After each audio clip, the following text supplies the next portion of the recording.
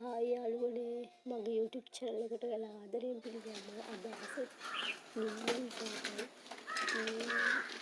ඔයාලට සිද්ධ පිළිම රසමරස රෙසිපියක් හදන්න යන්නේ. ළඟ වෙන්න අතරට රසමරස රෙසිපියක් හදන්න යන්නේ.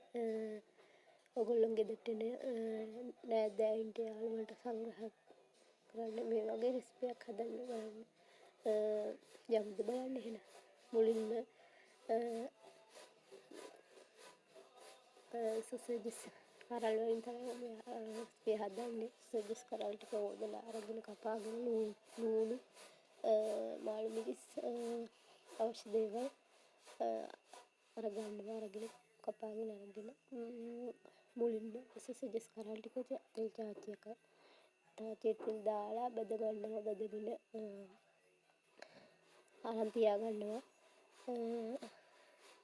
ඊට පස්සේ මාළු මිරිස් ටිකයි ලුණු ටිකයි බෙදගෙන අවශ්‍ය මිරිස් ලුණු දාලා කවලම් කරලා ඒක බෙදගෙන රසමරස රෙසිපිය හදා ගන්නවා.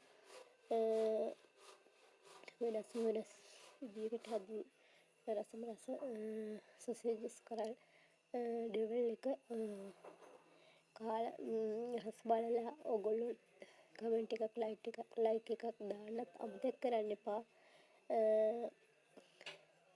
ඔයාලා ළඟ ඉන්න අතරට කන්න මාරම රස රෙසිපියක් හැදුවා. මාරම රසට ආවා. ඔයගොල්ලොත් හදලා try කරලා බලන්නකෝ. එහෙනම් යාළුවනේ අදට මම නවතිනවා.